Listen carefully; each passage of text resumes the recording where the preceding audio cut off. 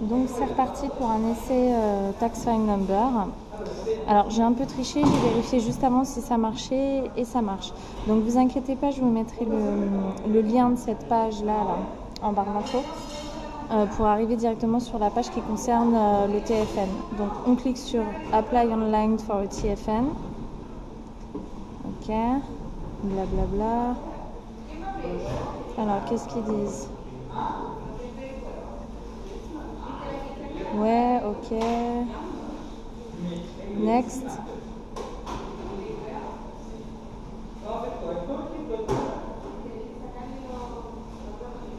Next. Donc vous devez mettre ici votre numéro de passeport et le pays, votre pays, donc France. France. Et est-ce que vous avez déjà visité l'Australie avant? Donc moi, non, en l'occurrence, donc je vais laisser non. Et donc je rentre mon numéro de passeport que je ne vous montrerai pas. Next.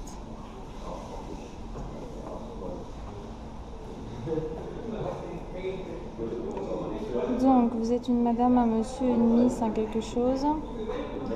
On va mettre miss. Donc, nom de famille, il vous demande aussi si vous avez déjà été connu comme avec un autre nom, par exemple si vous avez changé de nom. Moi non. Date de naissance, mâle, enfin homme, femme. Do you have a spouse? Alors une spouse, je sais pas trop ce que c'est peut-être, ouais, ça doit être une épouse, un mari, etc.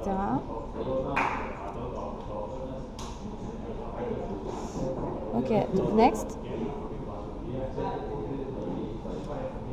Est-ce que vous avez déjà appliqué un TFN ou un ABN avant?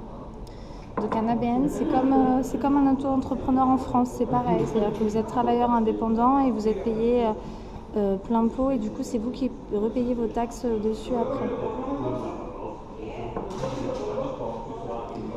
Donc on te demande si tu as déjà eu un TFN ou ABN, on te demande si déjà tu as appliqué pour ça et si tu en as déjà eu un. Donc si tu en as un, il te demande de noter le numéro ici pour le TFN, ici pour l'ABN. Est-ce que tu as déjà fait tes tax returns en Australie? Donc est-ce que tu as déjà payé des taxes? Ça veut dire que tu as déjà travaillé et que tu as déjà eu un TFN en théorie. Est-ce que tu as une property, j'imagine, est-ce que tu as une propriété ou un autre business en Australie? Non. Et est-ce que tu autorises le site de l'ATO, donc là où on est, d'envoyer ton TFN dans un centre? Bah oui, j'imagine que tu n'as pas le choix. Ah, il te dit si tu cliques oui, il faut que tu rentres le numéro de référence de ton centre Link. Donc on va mettre non. Voilà. Ok. Donc l'adresse australienne, donc moi je vais mettre l'adresse de mon hostel. Donc ils te disent que ton avis de TFN, donc ton numéro de TFN va être envoyé à cette adresse au cours des 28 prochains jours. Mais que tu peux choisir de mettre en post office, c'est-à-dire comme un peu en poste restante en France. Voilà. Donc moi je vais mettre juste l'adresse de l'hôtel, c'est donc le 380 Russell Street à Melbourne. Postcode 3000.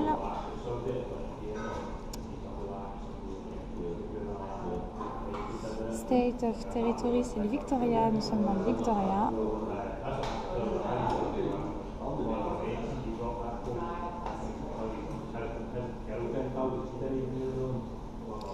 Donc une fois qu'il vous a demandé votre adresse postale, il vous demande là où vous habitez.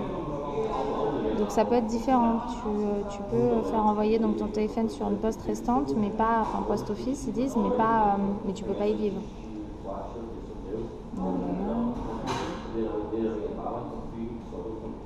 Ok, donc your home address, blah. If you are applying it as a temporary visitor, your residential address may be your home country address. Donc il te dit que tu peux éventuellement mettre l'adresse de chez toi en France. Donc je vais juste dire que ma maison c'est la même que ma postale adresse. Je vais peut-être préciser ici que je suis au Space Hotel.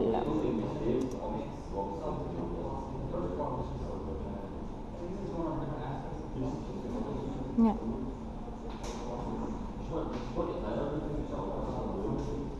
Ok, next.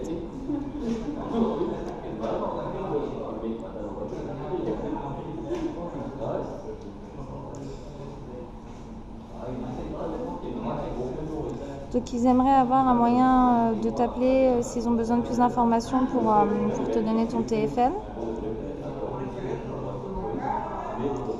Bla bla bla bla bla, des états,